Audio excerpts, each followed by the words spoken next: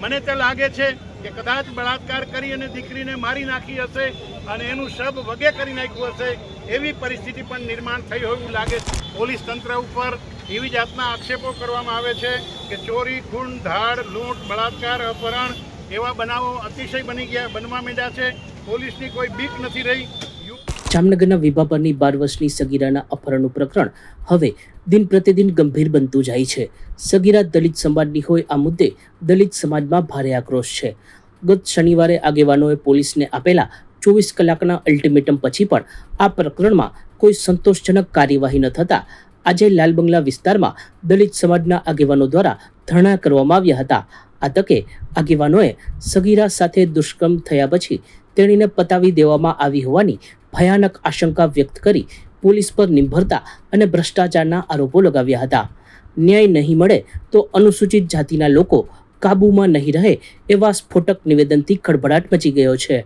જામનગર જિલ્લા દલિત સમાજ તરફથી અનુસૂચિત જાતિના લોકોનું એક અહીંયા પ્રતિનિધિ મંડળ ધરણા માટે બેઠું છે। ધરણા પર બેસવા માટેનો ઉદ્દેશ એ છે કે વિભાપર ગામની એક દીકરી 12 વર્ષની સગીર વયની બાળાને 40 વર્ષની ઉંમરનો એક ઉપાડી ગયો અને 10 દિવસ થયા છતાં હજુ એનો કોઈ પત્તો લાગતો નથી। એટલે દલિત સમાજ ખૂબ જ આક્રોશમાં છે। પોલીસ તંત્ર ઉપર એવી જાતના આક્ષેપો કરવામાં આવે છે કે ચોરી, ખૂન, ધાડ, લૂંટ, બળાત્કાર, અપહરણ એવા બનાવો અતિશય બનવા માંડ્યા છે। પોલીસની કોઈ બીક નથી રહી। યુપી અને બિહાર અને મધ્યપ્રદેશમાંથી ગેરકાયદેસર હથિયારો લઈ અને સૌરાષ્ટ્રની અંદર વેચાણ થવા માંડ્યું છે। મોટા પાયે બેન દીકરીઓ ઉપર અને સગીર વયની બાળા ઉપર બળાત્કારના પણ અનેક બનાવો બની રહ્યા છે। એટલું બધું વધી ગઈ છે। અમે જ્યારે પોલીસને બુટલેગર માટેની માહિતી આપીએ તો પોલીસ ત્યાં પહોંચે એ પહેલાં બુટલેગરનો ફોન અમને આવી જાય કે ભાઈ અમે તમને ક્યાં નડીએ છીએ, તમે શુક્રા અમારો ધંધો બંધ કરાવો છો। શેરી અને ગલીએ બુટલેગરો દારૂના ધંધા કરી રહ્યા છે અને પોલીસ તંત્રની મીઠી નજર નીચે આ બધું ચાલી રહ્યું છે।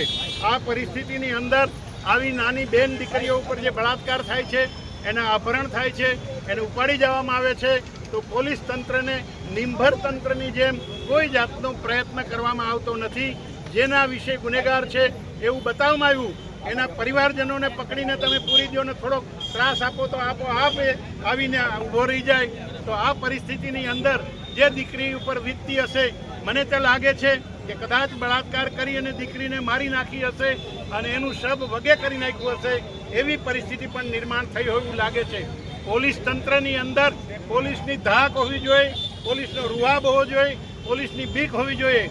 ગુનેગારોને એ હદ પાર કરવાના કાગળિયા કરવાનો ટાઈમ વેસ્ટ ન કરવો જોઈએ, પણ પોતાની ધાકથી આ ગુનેગારો જિલ્લો છોડીને બીજે ભાગી જાય એવી પરિસ્થિતિ નિર્માણ કરવી જોઈએ। પણ માસ્ટર જેવા અધિકારીઓ જામનગરની અંદર મૂકવામાં આવે છે જેને લીધે પોલીસ તંત્રની કોઈ બીક કે ધાક કે કોઈ જાતનું રોષ દેખાતો નથી અને પોલીસ તંત્ર એટલે જાણે હપ્તા ઉઘરાવવાનું તંત્ર હોય એ રીતની આખી છાપ લોકોમાં ઊભી થઈ ગઈ છે। માટે અમે બહુ જ આક્રોશપૂર્વક કહીએ છીએ કે આ દીકરીને ન્યાય મળવો જોઈએ, નહીં તો અનુસૂચિત જાતિના લોકો કાબૂમાં નહીં રહે એટલી હું સૂચના આપું છું। ન્યાય આપો, ન્યાય આપો। દોષિતોને સજા કરો, સજા કરો। દોષિતોને સજા કરો, સજા કરો। દોષિતોને સજા કરો, સજા કરો। બેદરકાર રાખનાર પોલીસને સચોટ સમાચારો સૌથી ઝડપી મેળવવા માટે અમારી ચેનલને સબસ્ક્રાઇબ કરો।